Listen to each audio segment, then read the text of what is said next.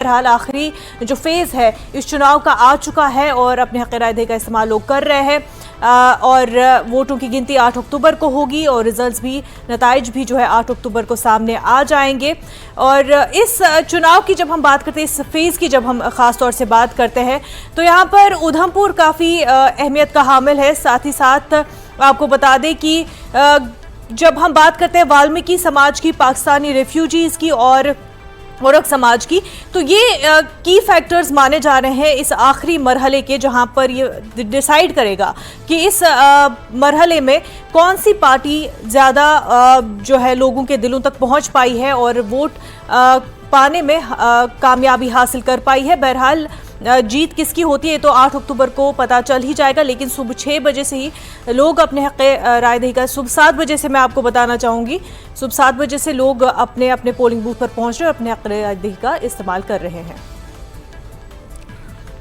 तो जम्मू कश्मीर में इस वक्त तीसरे चरण का मतदान चल रहा है और अगर हम जम्मू की बात करें तो जम्मू में भी मतदान अच्छी तरह से चल रहा है। एक नज़र हमारे कैमरामैन दिखाएंगे, यहाँ पे लंबी लंबी कतारें आपको देखने को मिलेंगी लोगों की, और इसमें बहुत सारे लोग जो हैं वो वाल्मीकि समाज से ताल्लुक़ रखने वाले हैं जो कि पहली बार चुनाव में हिस्सा ले रहे हैं, असेंबली इलेक्शंस में हिस्सा ले रहे हैं। बड़ी बात है क्योंकि पिछले काफ़ी सालों के संघर्ष के बाद इनको आज एक ऐसा मौका मिला है कि अब ये अपने रिप्रेजेंटेटिव जो लोकल एमएलएज हैं उनका चुनाव कर सकते हैं अपने वोट के ज़रिए और अपनी एक गवर्नमेंट यहाँ पे बनवा सकते हैं। पहले इनको ये हक नहीं था, जिससे इनको बड़ी प्रॉब्लम हो रही थी। मेरे साथ कुछ वाल्मीकि हैं जो यहाँ पे हैं और आप देख सकते हैं अपने चित्रों में। अपना नाम बताएं। मेरा नाम एकता मट्टू है और मैं वाल्मीकि समाज से हूँ।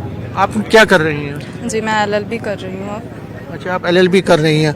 आप वोट डाल रही हैं, पहली बार आप वोट डाल रही हैं, क्या लग रहा है आपको? कितना बड़ा संघर्ष था और उस संघर्ष की आपूर्ति आज भी? संघर्ष तो बहुत बड़ा था। 70 साल से ये संघर्ष चल रहा था और ये सिर्फ और सिर्फ बीजेपी गवर्नमेंट की वजह से मुमकिन हो पाया है कि ये हमारा जो संघर्ष है वो सफल हो पाया है। तो फर्स्ट टाइम हम वोटर्स हैं। हमारे समाज के जो आप देखेंगे 50 से 60 प्लस भी लोग हैं जो पहली बार वोट कर रहे हैं और हमें ये अधिकार सिर्फ और सिर्फ केंद्र सरकार बीजेपी गवर्नमेंट ने दिलवाया है। आपका नाम? मेरा नाम मंगा मट्टू है। आप उनके पिताजी हैं, आप इनको क्या बनाना चाहेंगे? जो बच्चे कहेंगे वो बनेंगे जी। अब तो कोई बाधा ही नहीं है किसी चीज़ की, कहने की बात ही नहीं। अब तो सारी बाधा जो जंजीरें थी सभी टूट गई। आपने बड़ा संघर्ष, आप जैसे लोगों ने बड़ा संघर्ष, उस संघर्ष को किस तरह याद करते हो? संघर्ष सर वो जैसे एक पशु होता है ना, गधा, जैसे गधे की जिंदगी जी रहे थे हम। कितना बड़ा वाल्मीकि समाज के लोग भी बहुत लोग अब वोट डाल रहे हैं, कितना संघर्ष था, क्या क्या आपने पीड़ा इसमें झेली है, उसका वर्णन? देखिए सर, ये 70 सालों में पहली बार ऐसा मौका मिला है कि हर उम्र का 10-10 साल के गैप का, मतलब युवा हमारे वाल्मीकि समाज का जो वर्ग है जो है उससे आज ये वोटिंग राइट को एंजॉय करने जा रहा है कि ये 7 दशक हमें इस यहाँ तक आते आते लग गए। हमारे लोगों ने बड़े दुख सहे हैं। हमने पूरे JNK को हमने स्वच्छता प्रदान की, हमने उनको बीमारियों से रहित किया, लेकिन हमें खुद ग्रस्त होना पड़ा डेमोक्रेटिक राइट से, क्योंकि जहाँ पूरा भारत देश कहीं ना कहीं चुनाव चलते रहते हैं, कहीं ना कहीं ये लोकतांत्रिक प्रक्रिया चलती रहती है, वहाँ 70 सालों में वाल्मीकि समाज को किसी कोने में धकेल दिया गया था और उसको बंधुआ मजदूर की ज़िंदगी जीने के लिए मजबूर किया जा रहा था। तो अब आपको लगता है कि किस तरह से बेहतरी आएगी? अब बेहतरी के रास्ते खुल गए हैं। डोमिसाइल राइट है, हम अच्छी अच्छी पोस्टें ले सकते हैं, अब हम लैंड खरीद सकते हैं, हमें शेड्यूल का कैटेगरी में हम जो राइट था हमारा वो भी छीन लिया गया था। लेकिन 2024 में जो केंद्र सरकार ने स्पेशल SC अमेंडमेंट बिल 2024 ला के वाल्मीकि समाज को दलित समाज का हिस्सा मान लिया है, उससे जो क्या है हमारा रिजर्वेशन का फ़ायदा ले सकेंगे, क्योंकि हम कमज़ोर पिछड़े तबके से आते हैं, जो कि हमारा राइट था लेकिन इन चीज़ों से पहले दूर रखा गया था। इसी तरीके से हम यहाँ कोई लैंड नहीं खरीद सकते थे, तो हर तरीके से हमारे रास्ते बंद थे, जो कि 2019 5 अगस्त को इसके बाद जो एब्रोगेशन हुई है धारा 370 और 35 से की, उसके बाद ये जो जितने भी हर्डल्स हैं अब ये कहीं ना कहीं गायब हो गए। ठीक है, आपका नाम? लालचंद। आपने भी आज वोट डाल रहे हैं, कितना बड़ी खुशी की बात है? बहुत खुशी है जी। 15 पढ़ाई की थी बच्चों ने, नौकरी नहीं, कुछ नहीं, बस उत्थे ही है भी झाड़ू फिर होर कुछ नहीं। बाकी मोदी का शुक्रिया, जे साडी सुनिया दे सब कुछ मिलेगा, बच्चों को नौकरी मिलेगी, सब कुछ अधिकार मिलेगा। ठीक है, तो देख सकते हैं ये जो वाल्मीकि समाज से ताल्लुक़ रखने वाले लोग हैं, पहली बार ये चुनाव में भागीदारी इनकी बड़ी है। असेंबली इलेक्शन में पहली बार ये वोट डाल रहे हैं और कह रहे हैं कि क्रांतिकारी स्टेप उठाया गया एब्रिगेशन ऑफ 370, उसके बाद ही इनको ये अधिकार मिले हैं।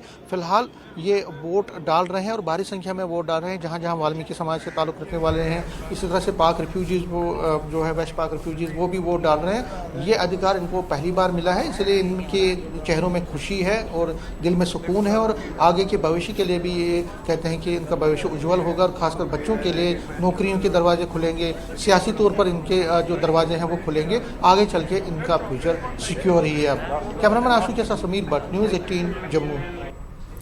तो देखिए, आपने सभी ने बात की वाल्मीकि समाज को लोगों से जो बड़ी तादाद में पहली बार जिन्हें वोट देने का मौका मिला है और इसके उनके अंदर काफी खुशी देखी जा रही है। समुदाय काफी खुश है और उत्साहित है क्योंकि अब उन्हें स्थानीय प्रतिनिधि चुनने का मौका मिला है, यानी वो खुद भी अपना किरदार, अपनी पसंद का इजहार कर सकते हैं वोट के जरिए से। और ये अनुच्छेद 370 के हटने के से उनके लिए विधानसभा चुनाव में एक रास्ता निकला पाया है, तो इसको लेकर वो काफी खुश उसमें है। अब नज़र मैं ये कह रहा था कि अभी देखिए जिस तरह से इनको अभी आपने भी अपने इसमें बताया था कमेंट्री में कि किस तरह जो वाल्मीकि समाज है या फिर जो पाकिस्तान रेफ्यूजीज हैं या जो गोरखा कम्युनिटी है, ये इस बार वोट दे पा रहे हैं। तो क्या ये एक बड़ा ना सही लेकिन एक फैक्टर बन पाएगा, क्योंकि ये पहले असेंबली चुनाव में नहीं था। बिल्कुल बिल्कुल, ये एक फैक्टर माना जा रहा है कि इस बार रहेगा, क्योंकि लोकसभा में तो ये अपना वोट कास्ट कर पाते थे, लेकिन असेंबली में पहली बार इनको मौका मिला है कि अपना वोट कास्ट कर पाए। और ऐसे में अब क्योंकि ये हुकूक इनको मिल पाए हैं, तो ये माना जा रहा है कि क्योंकि मरकजी सरकार ने इतने दहाइयों बाद इनको इनका हुकूक, इनको इनका हक जो है दिया गया है, तो माना जा रहा है कि उसका एक असर जो है इस चुनाव में इस बार जरूर देखने को मिलेगा। एक बड़ा फैक्टर ये रह सकता है, और खास तौर से जब हम जम्मू डिवीजन के कॉन्स्टिट्यूंसीज की बात कर रहे हैं, एक माना जा रहा है कि एक मखसूस तबके के हवाले से भी, क्योंकि जो कम्युनिटी ज्यादा पॉपुलेशन इन आज की कॉन्स्टिट्यूंसीज में जम्मू डिवीजन की है, तो उसका भी फायदा हो सकता है। साथ ही जो डीलिमिटेशन के बाद अब इन समाज को भी उनका हक दिया गया है, तो वो भी एक बुनियादी फैक्टर इस बार माना जा रहा है जम्मू डिवीजन के हवाले से। फायदेमंद किसी एक सरकार को हो सकता है कि एक पार्टी को मिल जाए।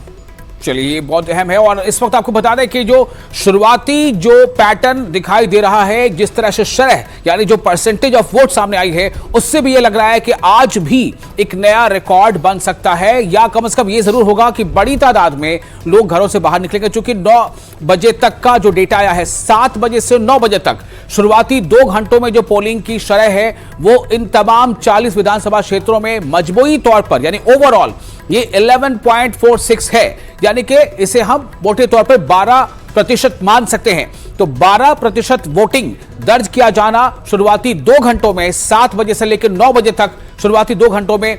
और ये काफी अहम है। हमने आपको सुबह से जो तस्वीरें दिखाई हैं, आप देखिए उन तस्वीरों में काफी बड़ी तादाद में लोग पोलिंग बूथों के बाहर नजर आए, और जब ये बड़ी तादाद लोगों की दिखी तो उसी से अंदाजा हो गया था कि आज भी एक नई बात, एक नया रिकॉर्ड या नई शरह सामने आ सकती है। हालांकि अभी कहना बहुत जल्द होगा, लेकिन तस्वीरें यही बता रही हैं। आप देखिए स्क्रीन पर जो तस्वीरें आपको नजर आ रही हैं, अलग अलग जगह तस्वीरें हैं। इनमें जो 40 सीटें हैं, ये 40 सीटों में से जम्मू डिवीजन में कुल सीटों की जो तादाद है वो है 24, और कश्मीर डिवीजन में जो सीटों की तादाद है वो है 16। तो 24 से 16 40। इससे पहले 50 सीटों पर पहले और दूसरे मरहले में, पहले और दूसरे फेजेस में चुनाव मुकम्मल हो चुके हैं। कुल 90 सीट्स हैं। मुनज़्ज़ा, हमने ये देखा था कि सेकंड फेज में भी जो जम्मू डिवीजन के ज्यादातर जो बूथ्स थे या पोलिंग या विधानसभा कॉन्स्टिट्यूंसीज थी, वहां पर पोलिंग की शरह थोड़ी ज्यादा नजर आई थी बनिस्बत कश्मीर के। आपको याद होगा कि ओमर अब्दुल्ला का स्टेटमेंट भी आया था कि लोग आदत पड़ी हुई है लोगों की वोट ना देने की, तो हमें उस आदत से बाहर निकलना होगा। और खासतौर से श्रीनगर में वोटिंग परसेंटेज काफी कम रहा था। अभी थर्ड फेज को लेकर क्या कहना है आपका? क्या लग रहा है? थर्ड फेज में कश्मीर डिवीजन की विशाल जब हम बात करते हैं तो नॉर्थ कश्मीर में, क्योंकि इस फेज में वोटिंग होने जा रही है, उम्मीद की जा रही है कि बेहतर हो, क्योंकि लोकसभा के चुनाव के दौरान हमने देखा था कि नॉर्थ कश्मीर में अच्छी खासी तादाद में लोग वोट देने आए थे। हालांकि उसको इंजीनियर रशीद का फैक्टर माना जा रहा है। अब असेंबली चुनाव में वो फैक्टर कितना चल पाता है वो वक्त रहते जैसे दिन डलेगा सामने आ जाएगा। लेकिन श्रीनगर की जब हम बात करते हैं, वहां का क्योंकि एक वो मिजाज भी वैसा रहा है कि स्लो और उतना लोग बाहर नहीं आते हैं। लेकिन उमर अब्दुल्ला का जिस तरह से आपने जिक्र किया, उन्होंने पहले बयान दिया कि एक लेजीनेस जो है वोटरों में श्रीनगर में है, लेकिन बाद में उन्होंने बयान भी बदला था विशाल। उन्होंने बाद में कहा था कि ये जो है बीजेपी की वजह से है, क्योंकि बीजेपी लगातार जो है वोटिंग परसेंटेज अच्छे होने का ये मानती रही कि इस वजह से है क्योंकि हमने 370 हटाया है। और वो कहते रहे कि उनका ये कहना और लोगों ने माना कि हमारा बाहर आना अब किसी काम नहीं, और इस वजह से लोग बाहर अपना हक रायदही का वोट कास्ट करने जो है नहीं आए।